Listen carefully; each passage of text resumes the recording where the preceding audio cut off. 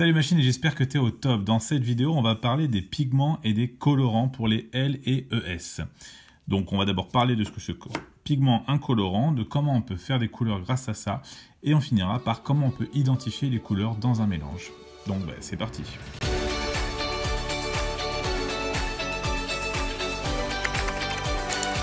Donc, pigments et colorants pour les LES, en fait, ça fait partie de la représentation visuelle. Vous avez de la physique, de la chimie et aussi des SVT. Donc, sur ce qui est pigments et colorants, en fait, on va revenir sur un peu, mais très rapidement, l'histoire des pigments et des colorants. Donc, les pigments, les premiers pigments apparus et dont on a la trace, ça date donc du néolithique. Du néolithique et de ce qu'on appelle la préhistoire, tout simplement. Et la préhistoire, c'est là qu'on avait des espèces colorées qui étaient plutôt d'origine donc minérale. Donc ça, c'était des minéraux. On retrouve, et c'est une liste qui est pas exhaustive, on va retrouver par exemple de la craie pour pouvoir faire du blanc, on va retrouver de l'ocre, donc de la terre pour pouvoir faire du marron, on va retrouver du charbon pour pouvoir faire du noir et d'autres choses dans ce style-là. Mais on n'avait pas vraiment un grand choix de couleurs et en fait, il faut attendre l'Antiquité pour pouvoir avoir les premiers colorants qui apparaissent. Et ça, eux, ils sont du coup à base de végétaux. Voilà, donc là, on a des végétaux et même aussi des animaux. Donc, quelque chose de vivant. Donc, la première étape, c'était d'avoir des pigments. Donc, on prend quelque chose qui n'est pas vivant, avant d'avoir des choses vivantes pour pouvoir en faire des colorants. Et là, on a à peu près toutes les couleurs qu'on peut avoir, mais c'était relativement cher puisque c'était dur à extraire. Donc, on va avoir les définitions qui vont arriver. Donc, un pigment, c'est une espèce colorée qui était insoluble dans l'eau. On ne peut pas la mélanger dans l'eau, quoi. Et un colorant, c'est l'espèce colorée qui est soluble dans l'eau. Donc, tout tient, que ce soit pour la définition du pigment ou du colorant, sur la solubilité dans l'eau. Insoluble pour les pigments et soluble pour les colorants. Et on va avoir différents facteurs qui vont influer sur la couleur, et ça, vous pouvez en faire l'expérience assez facilement. Alors en LES, on va se limiter à 3 facteurs. Donc le premier facteur, ça va être donc la température. Vous avez peut-être pu voir que certains pigments, s'ils sont chauffés ou non, vont changer de couleur. C'est le cas par exemple pour le pigment jaune, qui peut devenir orange ou rouge si on le chauffe. Et l'ocre aussi qui change de couleur. L'autre facteur qui influe, ça va être le pH, ou ce qu'on appelle l'acidité, en langage courant. Ça, c'est assez flagrant avec une espèce comme le chou rouge, où s'il est dans quelque chose d'acide, il va devenir de la même couleur que je l'ai écrit. Et s'il est dans quelque chose de basique, il va devenir vert, voilà, vert jaune. Et enfin, donc, la dernière chose, le dernier facteur influent, c'est ce qu'on appelle l'hydrométrie, c'est-à-dire s'il y a beaucoup ou pas beaucoup d'eau. Donc, il y avait à une époque des petits bonhommes qui avaient un pigment sur eux, qui, quand on le mettait sous l'eau, eh bien, donnait soit du rose, soit du bleu. Ça, c'est très vieux, ça. Donc, l'hydrométrie, s'il y a plus ou moins d'eau, on va avoir une couleur qui peut changer. Et bien justement, en parlant de couleurs, on va voir comment on peut les reproduire, ces couleurs-là. Donc ici, on va reproduire des couleurs. Ça va être le cas pour différents domaines, bien sûr, la plupart artistiques. Donc on parle ici de matière colorée, et pas de lumière colorée. Les lumières colorées, ça, vous l'avez déjà vu en physique. Ça, c'est de la chimie. Donc on est sur des matières colorées. Donc ça va nous permettre, par exemple, de voir tout ce qui est peinture. Bien sûr, la peinture, ce sont des matières colorées.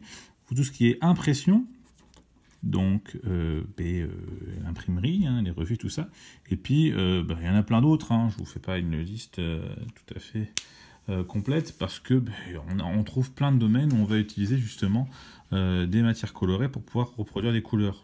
Donc voilà, à partir du moment où on a peinture et impression, on a à peu près fait quasiment le tour, mais on a aussi tout ce qui est cosmétique, tout ce qui est justement maquillage, ça reste aussi des matières colorées. Alors justement, on va utiliser dans notre cas, puisque ce n'est pas des couleurs, des lumières colorées, ce sont donc des matières colorées, donc on va utiliser la synthèse soustractive. Donc la synthèse soustractive, c'est 3 couleurs primaires, le cyan, le magenta et le jaune. donc qu'on va remettre dans, par exemple, un petit schéma de synthèse. Donc ici, je mets le cyan sur la partie supérieure. On met le jaune, on va le mettre en bas à gauche. Voilà. Donc je mets le jaune en bas à gauche. Ça ne voit pas super bien sur un fond blanc, mais on voit que c'est du jaune quand même. Et on va mettre le magenta en bas à droite. D'ailleurs, quand vous avez fait de l'art plastique au collège, vous vous demandez en général 3 couleurs primaires pour la peinture, qui n'étaient pas rouge, jaune et bleu, mais cyan, magenta et jaune. Donc quand on mélange du magenta et du cyan, donc magenta et cyan, ça va nous donner bleu, c'est-à-dire un bleu un peu plus foncé, voire beaucoup plus foncé, une espèce de bleu-violet. Quand on mélange du cyan et du jaune, on va obtenir donc la couleur qui est commune aux deux en synthèse additive, c'est-à-dire le vert. Alors ça paraît le plus logique, hein. Cyan et jaune, ça fait du vert. Et quand on mélange le magenta et le jaune, c'est là le plus surprenant, eh bien ça fait du rouge. Alors on peut le faire, j'aurais pu le faire, mais ça me fait des pointes de feutre pas belles. Mais quand on superpose donc du jaune avec du magenta, on obtient bien du rouge, de cette manière-là. Et quand on superpose donc du cyan et du magenta, on obtient du bleu. Et ainsi de suite. Et si on superpose bien sûr ces 3 couleurs primaires, on obtient la couleur noire, qui est en fait le mélange donc de cyan, magenta et jaune. Donc voici comment ça marche, cette synthèse additive, enfin soustractive plutôt, c'est la synthèse soustractive. C'est le contraire de la synthèse additive, hein. Donc on retrouve donc le cyan et le magenta qui va nous donner du bleu. On retrouve le cyan plus le jaune qui va nous donner du vert, le jaune plus le magenta qui va nous donner du rouge. Et puis tout le monde, cyan plus magenta plus jaune, va nous donner du noir. Et là, ça se pose un vrai problème, c'est-à-dire que s'il faut, pour faire du noir, absolument superposer 3 couches de couleurs, ça commence à avoir un coût. Donc du coup, en impression, on utilise 4 couleurs. D'ailleurs, vous pouvez le voir sous les capots de vos imprimantes.